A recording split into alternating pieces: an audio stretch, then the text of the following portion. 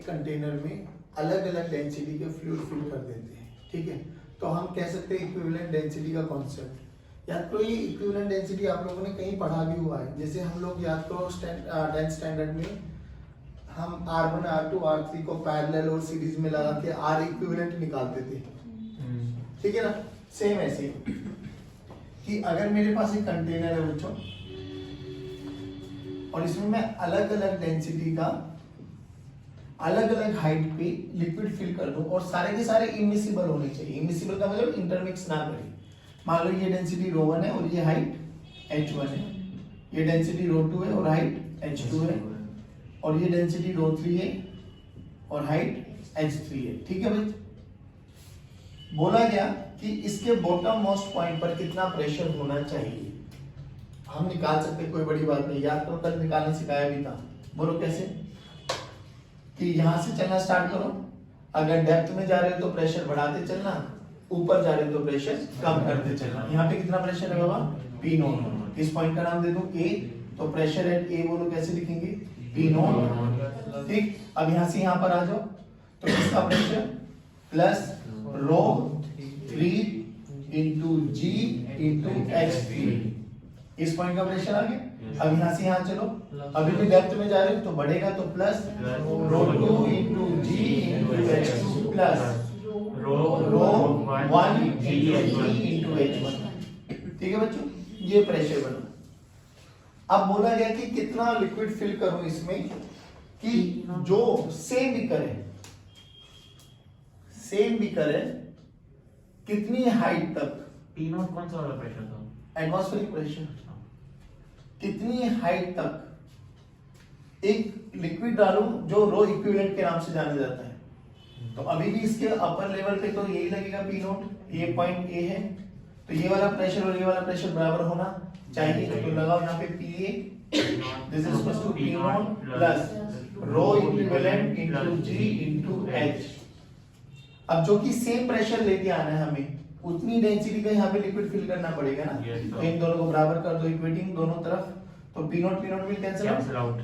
तो देखो रो 3g h3 g common ले लो सब में से, हां सर, ठीक है ना, rho 3 h3 plus rho 2 h2 plus rho 1 h1 equal to P equivalent. उधर से देखो g कैंसिल आउट हो जाएगा, rho equivalent into h, h को इधर लेके चले जाओ,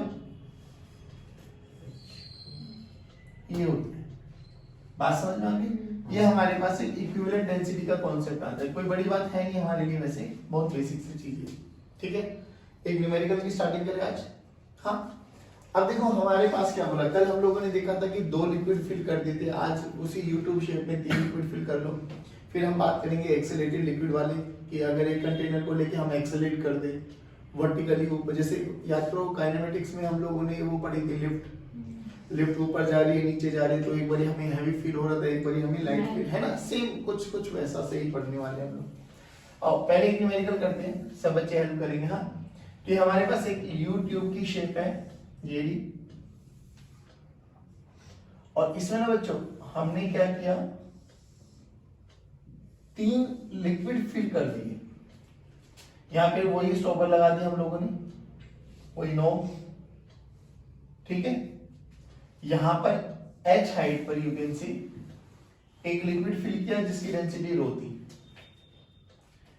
इसमें h लेंथ ही है इसकी, हाँ, h लेंथ में एक लिक्विड फिल किया जिसकी डेंसिटी 2 रो थी, और इसमें h हाइट तक ही एक लिक्विड फिल किया जिसकी डेंसिटी 3 रो थी। समझ में आ गई। हमने क्या किया, 3 अलग अलग लिक्विड इसमें स्टोर कर दिया, मतलब रोक दिया हमने। ये अब जैसे मैं इन स्टॉपर को S1 और S2 को रिमूव करूंगा, बताओ क्या होगा। जैसे मैं इन स्टॉपर्स को रिमूव करूंगा तो बताओ क्या होगा, क्या ये लिक्विड अभी भी यहीं पे रुका रहेगा या शिफ्ट करेगा, कहां करेगा, तो भी हमें हायर से लोअर। और हमें एक चीज समझ में आती है कि हाइड्रोस्टैटिक लॉ को अगर हम एप्लीकेबल करना चाहते हैं तो हॉरिजॉन्टल प्रेशर में हॉरिजॉन्टल लेवल पे प्रेशर सेम रहना चाहिए। तो चुपचाप क्या करो, इस पॉइंट का नाम ए डाल दो और इस पॉइंट का नाम बी। सबसे पहले ऊपर एटमॉस्फेरिक प्रेशर लगा लो P0 और यहाँ पर भी P0। देखो अगर पीए और पीबी बराबर आ गया तो इनको रिमूव करने के बाद भी ये एज इट इज रहेगा, लेकिन अगर पीए पीबी में कुछ डिफरेंस आ गया तो फिर तो ये शिफ्ट करेगा। अब वो ए टू बी भी जा सकता है और बी टू, वो डिपेंड करेगा कि इसका प्रेशर ज्यादा है, जिसका प्रेशर ज्यादा होगा वो हाई से लो की तरफ शिफ्ट कर देगा। जल्दी बोलो पीए में लिखाओ जल्दी, पीए बोलो रो जी एच, पीबी बोलो सर पी नॉट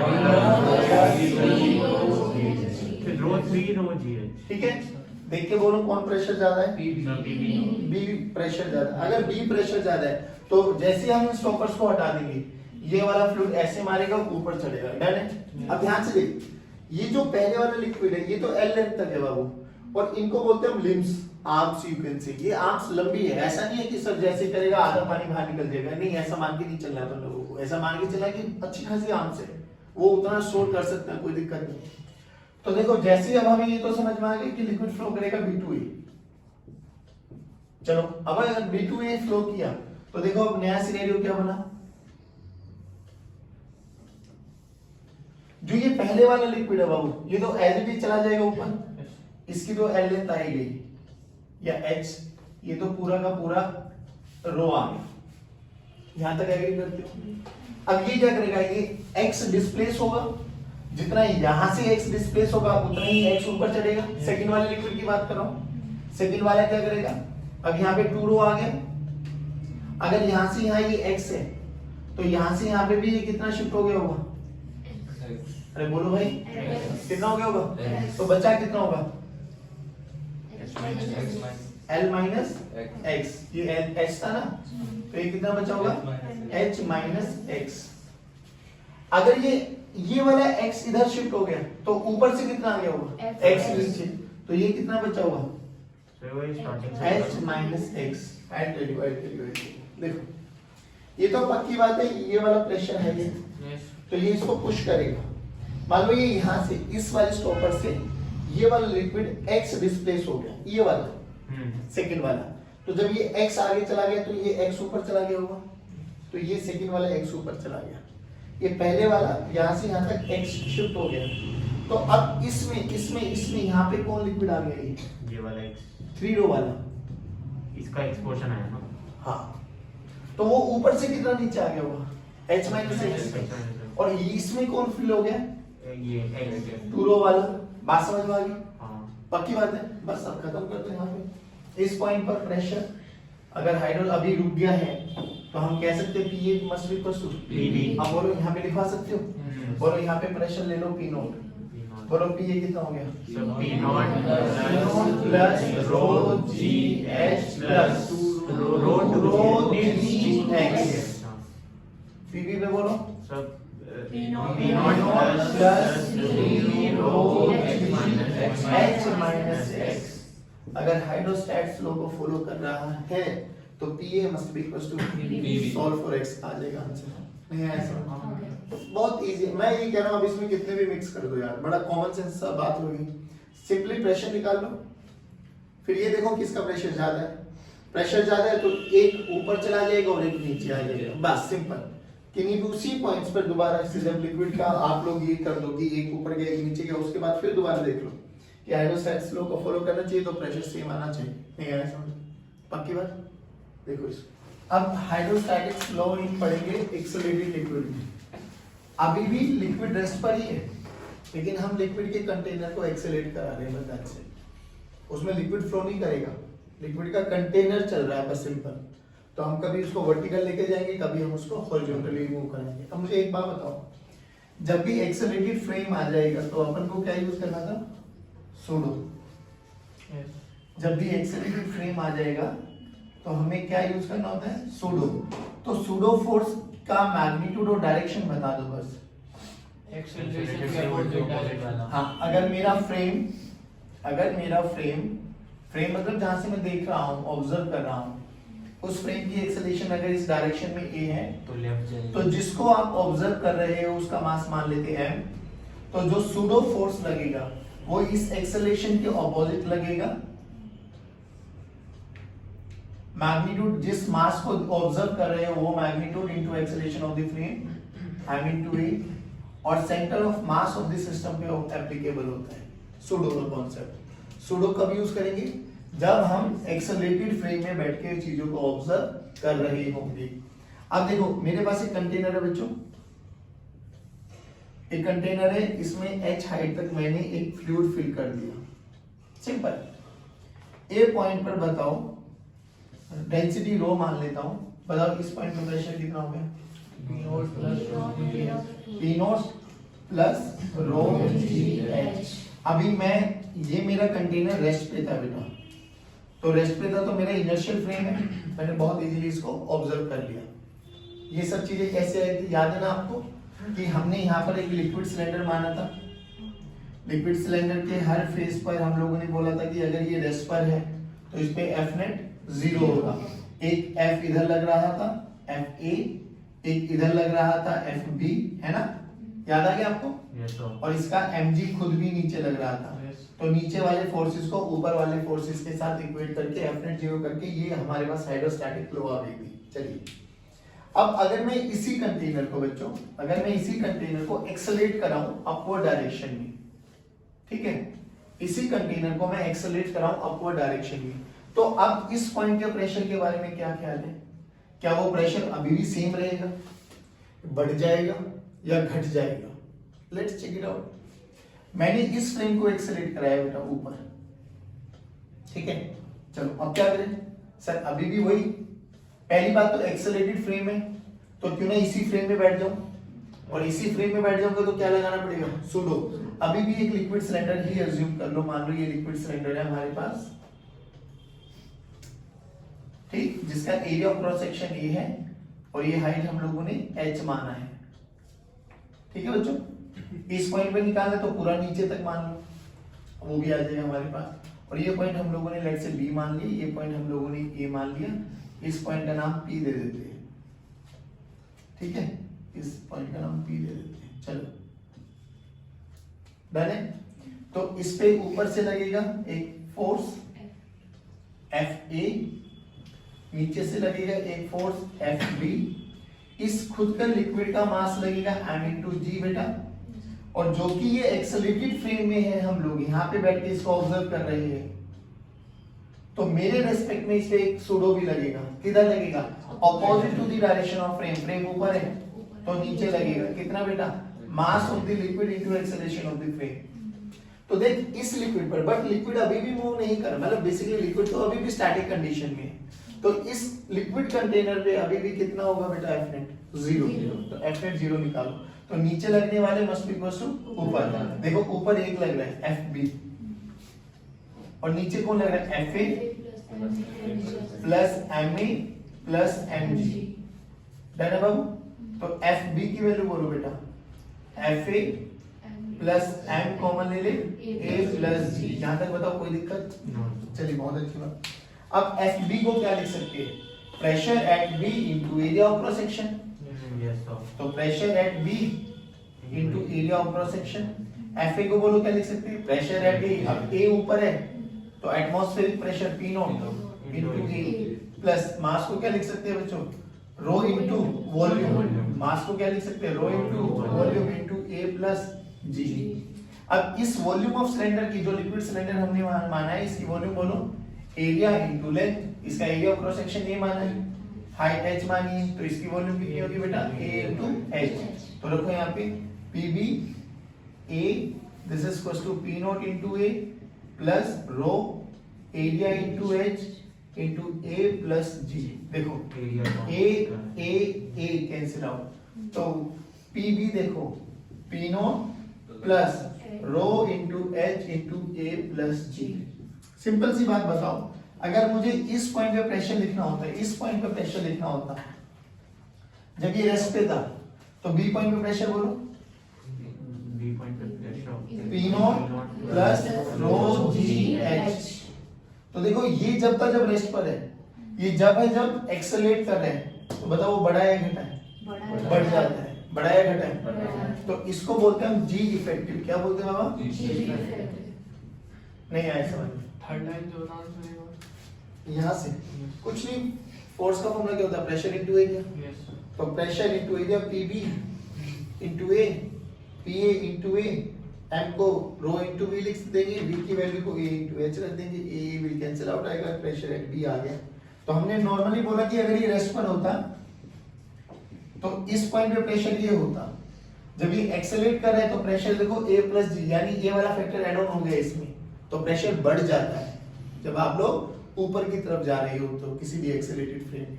सिमिलरली अगर हम डाउनवर्ड डायरेक्शन में, बता दो वर्बली बोलूं या करके दिखाऊं, जब डाउनवर्ड डायरेक्शन में आएगा तो क्या फर्क आ जाएगा, अब एक्सेलरेशन किधर हो जाएगी फ्रेम की, सारे फोर्सेस अभी भी वैसे लगेंगे, बस एक फोर्स चेंज हो जाएगा, सुडो अब नीचे ना लगे किधर लगेगा, ऊपर। तो जो ये लिक्विड सिलेंडर माना है इस पे mg तो अभी भी नीचे लगेगा, बट क्या ऊपर लगेगा, ma। अरे क्या ऊपर लगेगा, क्या लगेगा ऊपर, तो ऊपर वाला फोर्स इसमें एक और ऐड ऑन हो जाएगा, क्या m प्लस a, इधर जाके वो क्या हो जाएगा माइनस, तो बस सारा चीज आ जाएगा यहाँ पे, क्या हो जाएगा g माइनस a, क्या हो जाएगा क्या हो जाएगा, तो pv का फॉर्मूला बोलो क्या हो जाएगा, p not plus rho into h, rho into h g minus a. तो बताओ प्रेशर घटा या बढ़ा, नीचे आते तो घट जाता है। सोच के देख, अगर मैं एक कंटेनर लूं और एक पर्टिकुलर हाइट पे अपनी बिल्डिंग पे चला जाऊं, ऊपर जाके उस बाल्टी को छोड़ दूं, बाल्टी को छोड़ने का मतलब क्या है, बाल्टी की एक्सेलरेशन किसके बराबर होगी, एक्सेलरेशन ड्यू टू इफ ए की वैल्यू किसके बराबर होगी, पुट करके देख, जीरो नहीं, तो पी भी किसके बराबर आ जाएगा, पी नॉट, यानी उस बाल्टी पे या उस कंटेनर पे जितना प्रेशर ऊपर लग रहा होगा उतना ही नीचे, तो बेसिकली वो बनेगा क्या, एयर के कांटेक्ट में आ जाएगी और एयर चारों तरफ उस पे सेम ही प्रेशर लगेगा, दैट इज एटमॉस्फेरिक प्रेशर। नहीं आया समझ में, पक्की बात। ऐसे बहुत क्वेश्चन पूछे जाते हैं कि एक 10 मीटर हाइट पर एक कंटेनर लेके चला गया, उसको छोड़ दिया गया, बताओ उसके बॉटम मोस्ट पॉइंट पर कितना प्रेशर आएगा, बच्चे लिखते हैं P not plus rho g H, अबे फ्री फॉल कंडीशन है बे, तो रो जी एच नहीं आएगा, खाली क्या आएगा, पी नॉट, कितना आएगा, दैट इज एटमॉस्फेरिक प्रेशर। नहीं आया समझ। तो ये था हमारे पास वर्टिकल के केस, जब रेस्ट पे था तब देखा, जब वर्टिकली हम उसको एक्सेलरेट लेके जा रहे हैं ऊपर, एक्सेलरेट लेके आ रहे हैं नीचे और फ्री फॉल कंडीशन आ गई। आई होप ये समझ में आया होगा। बाकी बात इसको उतारो, फिर बात करते हैं कि अगर हम इसी को हॉरिजॉन्टल लेवल में एक्सेलरेट कराएं तो क्या वेरिएशन आता है। अभी वर्टिकल का देखा है, अभी हॉरिजॉन्टल का देखते हैं। पहली बात तो जब हमारा ये कंटेनर रेस्ट पर था, इसमें h हाइट तक हम लोगों ने फ्लूइड फिल किया हुआ था और इसका फ्री सरफेस ऐसा था, यही है पक्की बात है, ठीक है। अब जैसे ही मैं इसको एक्सेलरेट कराऊंगा, लेफ्ट में करा लो राइट में करा लो, मुझे इससे कोई लेना देना नहीं, मेरा बस इतना बताओ कि जब मैंने इसको मूव कराया तो what about this free surface, क्या ये फ्री सरफेस अभी भी ऐसे ही रहेगा या ये अपनी शेप चेंज कर लेगा, और शेप चेंज कर लेगा तो कुछ ऑप्शन दे रहा हूं, वो कैसा होगा, क्या वो ऐसा हो जाएगा पहले वाला पाथ, या वो ऐसा हो जाएगा दूसरे वाला पाथ, या वो ऐसा का ऐसे ही रहेगा तीसरे वाला पाथ, या वो कर्व शेप का आ जाएगा चौथे वाला पाथ। कौन सी कंडीशन में, कि जब ये कंटेनर था रेस्ट पर था, तब तो ये रेड वाला ही फ्री सरफेस था, ऑब्वियसली अगर मैं इसमें पानी भरूंगा तो वो इसी लेवल पे हॉरिजॉन्टल लेवल तक रहेगा।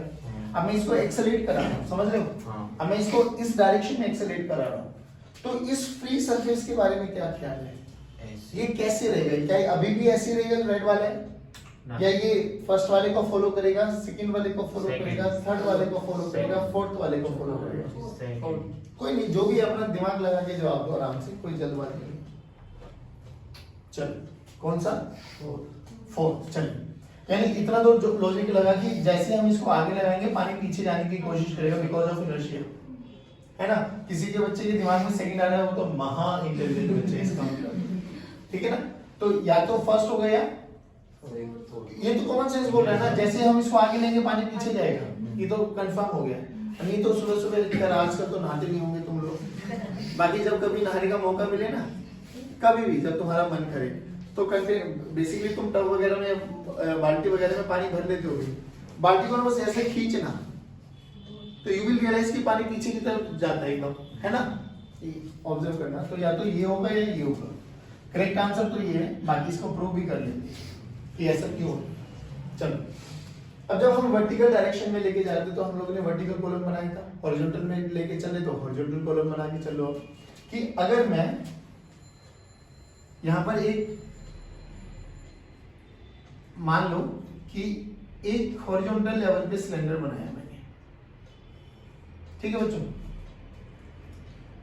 ये x बनाया मैंने, और ये बहुत इंपॉर्टेंट भी है, ध्यान से सुनना इसलिए कह रहा हूं। एरिया ऑफ क्रॉस सेक्शन है हाइट 24 की डेप्थ है, x मान लिया अपन लोगों ने। इस पे इधर भी प्रेशर लगेगा बाबू, एक फोर्स इधर लगेगा, इस पॉइंट का नाम दे देते हैं A और इस पॉइंट का नाम दे देते हैं B। डन। तो FA बोलो, इधर लगेगा FB, जो कि ये एक्सेलेरेट कर रहा है इसी डायरेक्शन में, तो सूडो लगाओ। इस पे mg लगेगा डाउनवर्ड डायरेक्शन में, और सूडो किधर लगेगा लेफ्ट डायरेक्शन में, ऊपर नहीं लेफ्ट डायरेक्शन में। कितना m into a, कंफर्म। जो कि फ्लूइड, देखो फ्लूइड अभी भी रेस्ट करेगा, तो कहेगा क्या इस पे हॉरिजॉन्टल में लगने वाले F नेट 0 होने चाहिए। चलो तो इधर कितना लग रहा है FC plus MA equals to FA, तो FA की वैल्यू देखो बाबू, FC प्लस ये FB है ना, FB plus M into A, perfect. अब FA को क्या लिख सकते हो, pressure at A into area of cross section, pressure at A into area of cross section, this is equals to pressure at B into area of cross section plus m into A। मास, इस वाले container के मास को कैसे लिखें, रो into V, रो into V, रो into volume होती है ना, तो m को क्या लिख सकते हैं, रो into V, और V को क्या लिख सकते हैं, area of cross section into length AX। रखो यहाँ पे P at A, P is equals to P at B into A plus row into A into X into A, तो P at A is equals to PB plus row x A। देखो कितना बढ़िया question आया, यानी जैसे आप accelerate कर रहे हो राइट में और आप चल रहे हो लेफ्ट में, तो यू विल फील कि A से B से A तक प्रेशर इंक्रीज कर रहा है। देखो ध्यान से, A का प्रेशर PB के प्रेशर से रो x A ज्यादा है, यानी PA minus PB, this is equals to rho into x into a। यानी अगर आप हॉरिजॉन्टल में एक्सेलरेट करा रहे हो तो एक्सेलरेशन के ऑपोजिट प्रेशर बढ़ता जा रहा है, और कैसा बढ़ता जा रहा है, लीनियरली बढ़ता जा रहा है। नहीं आया समझ में, पॉइंट नंबर 1 ये तो समझ में आया। अब ये समझ में आ गया तो देखो सूडो का कोई भी कंपोनेंट वर्टिकल डायरेक्शन में नहीं लग रहा, तो वर्टिकल डायरेक्शन में भी हाइड्रोस्टैटिक लॉ एट रेस्ट को फॉलो करेगा वो। अब अगर हाइड्रोस्टैटिक लॉ एट रेस्ट को फॉलो करेगा, और ये हमें समझ में आ गया कि एक्सेलरेशन के ऑपोजिट डायरेक्शन में प्रेशर बढ़ता जा रहा है, बट सर बात तो ये कि शेप कैसी ले, कौन सी शेप लेनी चाहिए। चलो अब शेप के बारे में देखते हैं। अभी मैं ऐसे मार्क कर देता हूँ, ये पॉइंट सी और ये पॉइंट डी। बाद में देख, अभी ये मैंने मान लिया, बट मैं बोल सकता हूँ P at C is equals to P at D। क्यों? क्योंकि अभी भी दोनों एटमॉस्फेरिक प्रेशर की कांटेक्ट में है। मुझे नहीं पता कौन सी हाइट कितनी जाएगी। मान लो यहाँ से यहाँ तक की हाइट है y1 और यहाँ से यहाँ तक की हाइट है y2। मैंने मान लिया, क्योंकि ये तो पक्की बात है, इस पॉइंट का प्रेशर ज्यादा है, इस पॉइंट का प्रेशर, और हॉरिजॉन्टल लेवल पे प्रेशर को मेंटेन करना पड़ेगा, नहीं तो पानी फ्लो करना स्टार्ट कर देगा, और पानी को तो फ्लो कर ही नहीं सकता क्योंकि कंटेनर फिक्स है, कंस्ट्रेंट है ये तो इसको क्या करना पड़ेगा, इसको कहीं ना कहीं अपनी हाइट को ही बैलेंस करना पड़ेगा। अब वो हाइट के बारे में बात करते हैं। सिंपल सी बात बताओ मुझे, देखो यहां से इस बी पॉइंट का प्रेशर लिख सकते हो, बोलो कितना, PB this is equals to PD, pressure at D लिख लेते हैं अभी, है बाद में P नोट लिख देंगे, pressure at D plus rho G y1, rho G पक्की बात है। अब इसका लिखो P at A, PC plus rho ji y2। ये सत्य है क्या कि pressure at A is greater than pressure at B? ये तो सत्य है कि pressure at A is greater than pressure at B। पक्की बात है ना? हाँ पक्का है तो। और ये भी सत्य है कि pressure at D must be equal to pressure at C, बिल्कुल सेम है। तो ध्यान से देख, PC और PB की वैल्यू निकालना सी। PD की वैल्यू देखो, PB minus rho G y1, PC ये PD है ना, हाँ this is PD and this is PC। PC क्या गया, PA माइनस रो जी y2। ये दोनों को बराबर होना है क्योंकि दोनों ही एटमॉस्फेरिक लेवल पे है। ये बड़ा है कौन सा? ये वाला। ये बड़ा है, ये छोटा है। तो देख ध्यान से, मैं ऐसा बोल सकता हूं कि 4 minus A must be equal to 6 minus 3। Yes या नो? मैं क्या कहना समझा रहा हूँ, समझने की कोशिश करना। न्यूमेरिकली ऐसा पॉसिबल हो सकता है। बड़ी वाली क्वांटिटी में से ये छोटी है, ये बड़ी है, ये छोटी है।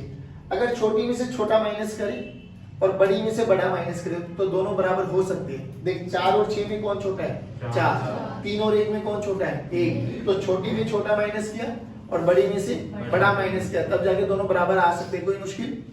तो ये पक्की बात है, PA is greater then PB।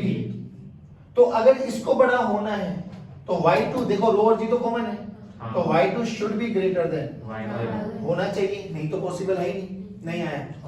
तो पक्की बात ना, यानी इतना तो समझ में आ गया कि इनके प्रेशर को मेंटेन करने के लिए इसको ऊपर होना पड़ेगा, Y2 को बड़ा होना पड़ेगा। ये तो सच्ची समझ में आ गई। पीडी और पीसी तो इक्वल, हाँ भाई इनको मेंटेन करने के लिए इसको ऊपर होना पड़ेगा, क्योंकि अभी हॉरिजॉन्टल लेवल पे इसका प्रेशर ज्यादा है ना। तो इसको मेंटेन करने के लिए क्या करना पड़ेगा? इसको ऊपर होना पड़ेगा। ये समझ में आ गया। चलो अब कुछ भी मत करो बेटा, जो ये इक्वेशन है ना, ये दोनों वैल्यूज को उठा के ना इसमें पुट करो, शेप का पता लग जाएगा। देख उठा के रखना वहां से पीवी की वैल्यू, पी की वैल्यू रखो वहां से, PC plus rho g y, perfect, minus PD minus rho g y 1, this is equal to rho x a. क्यों काटा? क्योंकि पीसी और पीडी दोनों बराबर है। पीसी और पीडी दोनों बराबर है। ध्यान से देख, rho ji y2 minus this is equal to rho x a. अब y2 माइनस y1 समझ में आ गया क्या है? कि बेसिकली वो चेंज जो ये जितना ऊपर जाएगा, नहीं आया समझ में? अरे y2 माइनस y1 क्या है? वो वाला चेंज जितना इसको ऊपर जाना। भाई दोनों सेम तो नहीं हो सकती, जाना पड़ेगा इसको ऊपर। तो मान लो ये हाइट है y, ये हाइट है, तो ये y2 मानो ना। अब तो ये y2 में से y1 का ये बना y, है ना? अरे बोल भाई। तो y लिख दो इसको, this is equal to x a by g। अब ध्यान से देख बाबू, इट्स अ yx का वेरिएशन, yx का वेरिएशन है। तो y और x की मैक्सिमम पावर कितनी है? 1। तो ग्राफ कैसा बनेगा? Straight line. नहीं आया समझ में? पक्की बात है, डन। अब इसको ना बहुत इंपॉर्टेंट रिजल्ट है, ध्यान से सुन। y बाय x क्या बना? स्लोप। y बाय x क्या बना? स्लोप। भाई अगर y और x का वेरिएशन देख रहे हो तो y बाय x क्या होता है? स्लोप। और स्लोप को क्या लिखते हो? tan theta. क्या लिखते हो? tan theta. अब एक रिजल्ट याद करो, बहुत सिंपल सा रिजल्ट है, रिजल्ट याद होना चाहिए आपको। एक छोटी सी पॉइंट बताता हूं कि कोई भी पार्टिकल जब फ्री सरफेस पर है, क्या ये आगे पीछे ऊपर नीचे हो, आगे पीछे होगा क्या? नहीं। ये ऐसे ऐसे नहीं हो सकता, क्योंकि ऐसे ऐसे होगा तो हॉरिजॉन्टल लेवल में, मतलब इसके फ्री सरफेस के अलोंग वो फोर्स लग गया, फोर्स लग गया तो ये मूव करना स्टार्ट कर गया। बट फ्री सरफेस पे तो कोई भी पार्टिकल मूव। ध्यान रख, तो मैं क्या बोल रहा हूं कि फ्री सरफेस पर सरफेस के along with respect to container, दोबारा सुनो, फ्री सरफेस। अब ये फ्री सरफेस हॉरिजॉन्टल हो, इसकी हर बात में कोई गारंटी नहीं है, क्योंकि देख जैसे ही मैंने इसको एक्सेलरेट कराया तो फ्री सरफेस कैसा बन गया? अगर मैं इसको ऐसे एक्सेलरेट कराऊंगा फ्री सरफेस कैसा बन गया? ऐसा। अरे हाँ है ना, बोलो। अगर ऐसे कराऊंगा तो ऐसे बन जाएगा, नहीं आया? तो फ्री सरफेस पर सरफेस के अलोंग जो पार्टिकल सरफेस पर है, सरफेस के अलोंग उस पे नेट फोर्स हमेशा क्या रहेगा? विद रिस्पेक्ट टू कंटेनर, क्योंकि अगर जीरो हुआ तभी वो उसी पॉइंट पर रहेगा, नहीं तो ये आगे पीछे मूव करना स्टार्ट कर देगा, है ना? अब ये बहुत बेसिक सा लॉजिक समझ, और एक प्रूफ देखते हैं। इसी को प्रूव करते हैं एक लाइन में। देखो क्या हुआ, मान लो मैंने इसको ऐसे एक्सेलरेट कराया, ठीक है भाई, ऐसे एक्सेलरेट करा रहा हूं, तो ऑब्वियसली फ्री सरफेस ऐसे आ जाएगा। कितने एंगल से शिफ्ट हुआ हमें कुछ नहीं पता, मान लो अल्फा। यहां पे एक छोटा सा पार्टिकल मान लो डीएम, छोटा सा पार्टिकल डीएम, तो हम डीएम के इसी के रेस्पेक्ट में चेक कर रहे हैं, तो इस पे एक फोर्स लगेगा, इसका मास मान लो डीएम, तो इस पे एक फोर्स तो लगा, नीचे कितना बेटा? डीएम इंटू जी। अरे बोलो ना, एक लगेगा सुडो किधर? अपोजिट टू दी एक्सेलेरेशन, कितना? डीएम इंटू ए। अरे बोल भाई। बट ये पक्की बात है, इन दोनों का नेट फोर्स क्या होना चाहिए? किसके अलोंग? सरफेस के अलोंग। चलो आओ सरफेस के अलोंग फोर्स कैलकुलेट करते हैं। ध्यान से देख, ये थीटा है, इसको अगर मैं नीचे डालूं तो ये क्या बन जाएगा? तो ये क्या बन जाएगा? 90 माइनस अल्फा। ये क्या बन जाएगा? ये अल्फा है तो ये भी क्या हो जाएगा? तो DMA का ये वाला कंपोनेंट सरफेस के अलोंग बोलो, DMA cos अल्फा। इस DMG का इसके अलोंग कंपोनेंट बोलो, DMG cos 90 minus alpha. cos 90 minus alpha sin alpha. यानी ये दोनों बराबर होने चाहिए। अगर इसको यहीं पे रोकना है तो DMG sin अल्फा। DM ने DM को ध्यान से देख, sin alpha into G cos alpha into A। sin alpha by cos alpha बोलो बाबा, A बाय G। तो ये क्या बना? tan अल्फा। This is equals to A by G। तो यहाँ पे भी तो y by x A by G आ रहा था। यार बहुत बेसिक से रिजल्ट याद होने चाहिए आपको कि एक तो स्लोप ये होता है, बाकी इसमें एक पॉइंट और निकालेंगे अभी हम लोग कि अगर इसी फ्री सरफेस से देखो ना ध्यान से, अगर हमें मान लो ये हमारे पास एक कंटेनर है, हमें यहां से h दूरी पर इस A पॉइंट पर प्रेशर लिखना है, A पॉइंट पर प्रेशर लिखना है। तो इसका फॉर्मूला क्या है? इसके लिखने के 3 तरीके हैं, ध्यान से सुनना। इसके लिखने के 3 तरीके। पहला, मान लो इसकी डेंसिटी रो है, ठीक है, तो रियलिटी में प्रेशर एट A लिखेंगे ना जब बाबा, तो स्टैंडर्ड तरीका क्या होता है? रो, अभी आप लिखेंगे G effective into H perpendicular to the free surface. ये फ्री सरफेस क्या बोला हमने? ध्यान से देख कि जब भी हम लोग कंटेनर में पानी भर देते थे तो हम H हाइट मानते थे ना बाबू, और वो H हाइट हमेशा perpendicular to the free surface होता था। ये स्टैंडर्ड रिजल्ट है, याद रखो। क्या कि किसी भी पॉइंट पे प्रेशर लिखना है तो क्या लिखेंगे? PA मतलब उस पॉइंट का प्रेशर, रो G effective into H perpendicular. Perpendicular का मतलब फ्री सरफेस। अब देख, इससे जब ये ऐसे एक्सेलरेट कर रहा है तो फ्री सरफेस अब ऐसा हो गया, तो इसका परपेंडिकुलर ये H तो क्या करो, यहां से एक परपेंडिकुलर लाइन ड्रॉ करो ना, तो ये मान लो H डैश है, ये मान लो अरे सारे बोलो बात समझ में आए?